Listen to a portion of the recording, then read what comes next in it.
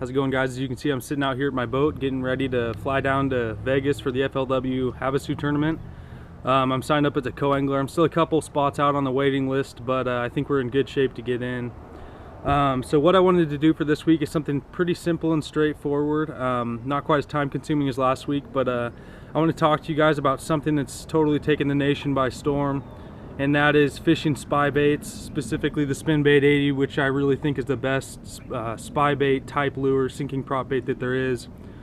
The reasons why I think that is that when a lot of companies started seeing the Spinbait coming out and its success, they just thought it was a sinking prop bait, so they would make baits that sink, you know, with props, and that's all they would do. But what the Spinbait 80 is really unique is because it's the way that it's constructed and the weight inside it. It's very low weight inside the bait, so when this bait is swimming, it's going to shimmy just like that. You know, that's how you know you're getting the right cadence out of the bait, in my opinion. You can fish it fast or slow. I've caught fish buzzing it across the surface, you know, casting to schooling spotted bass, but I really like fishing it pretty slow. It gets that perfect wobble, you know.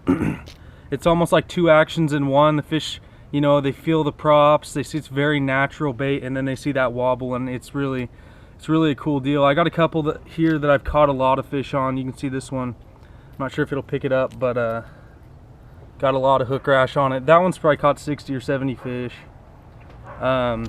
They're sinking bait, so you lose, you know, you can lose a decent amount, but it's not really too bad. You can get them off fairly easy. You know, I've only lost 3 or 4 in a year or so.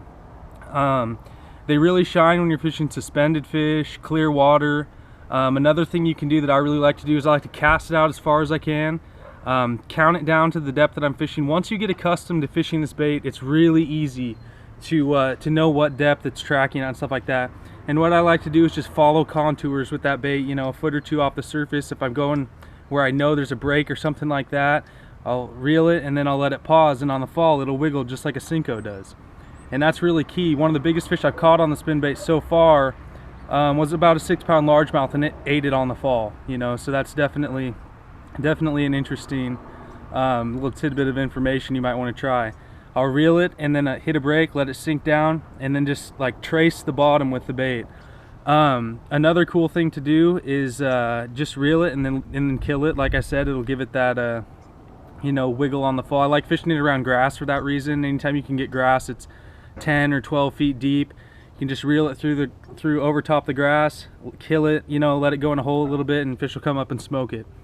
So as far as colors go, they have a ton of different colors. My favorites in clear water are just like, I think this one's called Komochi Wakasagi, and then this one is, I think, Lucid Wakasagi. Those are the best minnow colors in my opinion, but you know, I have one that's kind of like a clown color, and then some, I think these ones are like, you know, almost like morning dawn looking type colors, and then chartreuse and some other minnow colors. I normally fish the Wakasagi, you know, off branches of colors, just because they're super natural and I'm normally fishing in clear water. As far as the rod and reel that I like to fish the Spinbait on, there's quite a few guys going with short rods, 6.6 to 7 foot, light power, medium light power. I really like a 7.6. The reason why I like the 7.6 is that the arc of the rod, it's a little bit slower taper, and it distributes the pressure on that line a lot better. So if I'm using 5-pound test, 4-pound test, you know, instead of using a 7-foot rod, you know, that isn't going to have as much arc to it, that's going to distribute that weight. I like the longer rod. I actually use a custom rod. It's a 7.6 2-power, and it's almost got like a moderate fast taper, so it bends pretty far into the rod, well past the first guide. I actually like throwing this bait on braid. It casts farther. Not so much sensitivity since it's a treble hook bait, but I like fishing it on braid. Also, I use a leader. I tie about a 12 to a 14-foot leader. I like, you know, 5 or 6 pound test is really what you want. Anything bigger, you start to lose a little bit of action. And this is really like the trump card of all finesse hard baits, in my opinion. To utilize it to its full aspect, you want to use light line. You want to use the right rod. As far as reels go, I use a Stratic CI4 2500.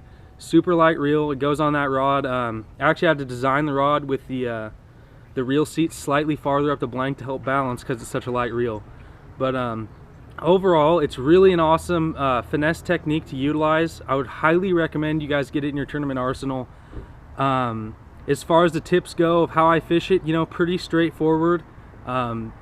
Trace the bottom, you know, that's a term that's been used by a couple different people regarding the spin baits. Trace the bottom, let it fall, you know, vary your cadences. Sometimes I'll do a little pop or something like that just to trigger a reaction.